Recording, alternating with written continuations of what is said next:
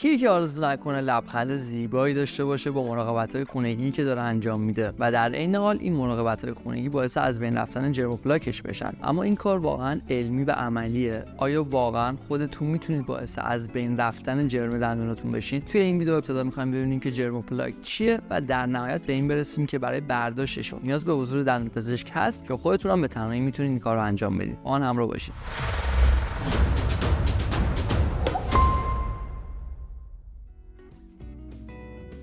سلام، من زهیرم، دانشجو سال آخر دندونپزشکی گیلان و اینجا دنتراپیه. توی این چنل ویدیوهایی در مورد دندونپزشکی درست میکنم که امیدوارم براتون مفید باشه. آدرس پیج اینستاگرام دنتراپی همین پایین میذارم که در صورت تمایل میتونید فالو بکنید. سوال اول اینه که اصلا جرم و پلاک چیه؟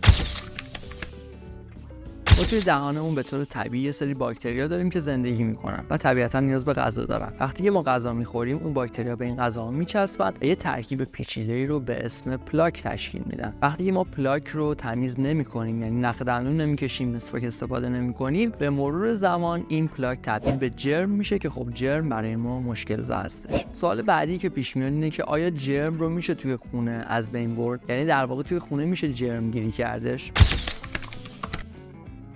همونطوری که گفتیم پلاک به مرور زمان سفت میشه و تبدیل به جرم میشه و اون سفتیش بیش از اندازه هستش که ما بتونیم با مسواک تمیزش بکنیم. در نتیجه این جرم باقی میمونه و نیاز به دندونپزشک مراجعه بکنیم. حالا یه سری‌ها میگن که با سرکه و جوش شیرین و توت فرنگی و پوست موز میشه جرم گیری کرد. یه سری‌های دیگه هم معتقد به تیغن، یه تیغ برمی‌دارن و میخوان خودشون جرم گیری بکنن که هر دو دسته جالبن. عجیبه، واقعا عجیبه. اما سوال بعدی اینه که جرم چطوری باعث تحت تاثیر گذاشتن سلامت دندونای ما میشه؟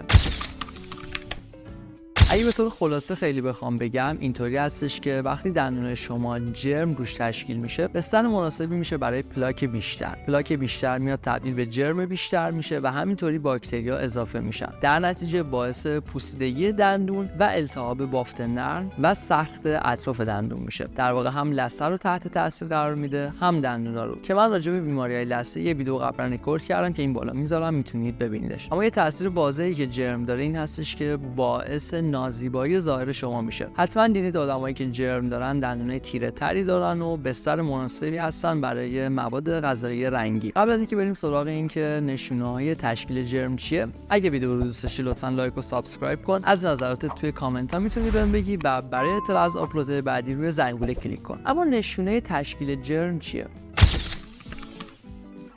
به طور خلاصه اگه بخوام بگم و اون چیزی که واضح هستش، احساس زبری و سفتی پشت دندوناست مخصوصا. یعنی وقتی شما زبونتون رو به دندوناتون میزنید متوجه میشید که اونجا بافتش مثل همیشه نرم نیستش و یه مقدار زبر شده. خب همون میشه جرم. حالا علائم دیگه هم داره مثل تورم لثه و خونریزی حین مسواک زدن و نخ دندون کشیدن. اما راههای پیشگیری از تشکیل جرم چیه؟ وقتی که ما راجع به راه‌های پیشگیری از تشکیل جرم صحبت می‌کنیم، در واقع منظورمون پیشگیری از تبدیل پلاک به جرم هستش که با یه سری کارهای ساده انجام میشه، مثل مسواک زدن، نخ دندون کشیدن، دهانشویی استفاده کردن و به طور خلاصه یه روتین ساده داشتن. و در نهایت به این میرسیم که چرا نیاز جرمگیری رو پیش دندونپزشکمون انجام بدیم.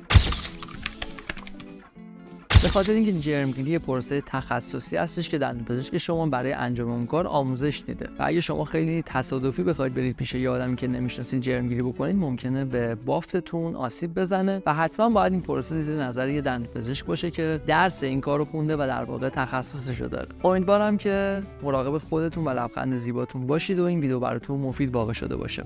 اگر ویدیو رو دوست داشتید لطفاً لایک و سابسکرایب کنید. برای اطلاع از آپلودهای بعدی میتونید روی زنگوله کلیک بکنید و اگه نظری دارید توی کامنت ها بهم بگید. من 2 تا ویدیو دیگه به شما پیشنهاد میکنم که یکیش راجع به جرم و پلاک هستش که در صورت تمایل میتونید ببینید. تا ویدیوهای بعدی، خدا نگهدار.